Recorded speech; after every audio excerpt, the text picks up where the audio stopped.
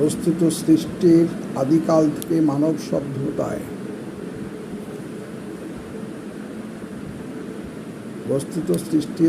থেকে মানব সভ্যতায় শুভ এবং অশুভ শক্তির সমান্তরাল অস্তিত্ব বিদ্যমান। সেটা অন্তর্জগতেই হোক, বাহ্য জগতেই হোক। বাহ্য জগতে যেমন চলছে সুর অসুরের নিয়ত যুদ্ধ, তেমনি অন্তর্জগতে চলছে সুর আর অসুরের চিরন্তন দ্বন্দ্ব। তবে সুখের কথা হলো এই যে, অশুভ বা অসুর শক্তি যতই প্রতাপশালী হোক না কেন, শুভ শক্তির কাছে তার পরাজয় অবশ্যম্ভাবী। দুর্গা পূজা তথা শক্তি পূজার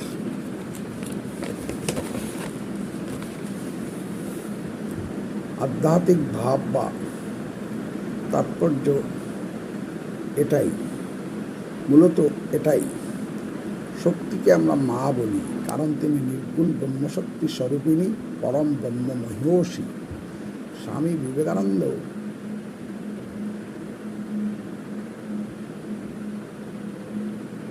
বিবেকানন্দের একটি উক্তি, মাতৃ উপাসনা একটি স্বাতন্ত্র্য দর্শন। আমাদের অনুভূত ধারণার মধ্যে শক্তির স্থান সর্বপ্রথম। প্রতি পদক্ষেপে একটি অনুভূত হয়, অন্তরে অনুভূত হয় শক্তি আত্মা, বাইরে অনুভূত শক্তি প্রকৃতি। এ দুইয়ের সংগ্রাম মানুষের জীবন। আমরা যা কিছু জানি, অনুভব করি, তা এই শক্তির ফল। মানুষ দেখেছিল ভালো মন্দ উভয়ের উপরেই সূর্যের আলো সমভাবে পড়ছে। ঈশ্বর সম্পর্কে এক নতুন ধারণা, এক সার্বভৌম শক্তি সব কিছুর পশ্চাতে এভাবেই মাতৃভাব দূর হোক। যুগে যুগে আমাদের মধ্যে এই শুভ অশুভর সংগ্রাম ছিল, আছে এবং থাকবে। তাই যখনই আসরিক শক্তি বৃদ্ধি পাবে, তখনই মা আসবেন, মা মহাশক্তির জাগরণ ঘটবে। শ্রী শ্রী চণ্ডীতে মা বলেছেন, ইত্যং যদা যদা বাধদান বস্যা ভবিষ্যতি তদা তদা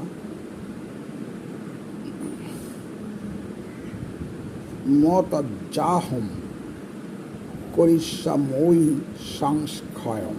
শ্রীচণ্ডীর 11 অধ্যায়ের 55 শ্লোক। অর্থাৎ যখন এরূপ দানবজনিত অত্যাচার সংগঠিত হবে, তখন আমি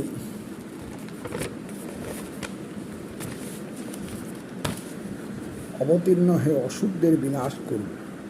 ঈশ্বর যখন জগতের কল্যাণে পৃথিবীতে অবতার রূপে আসেন,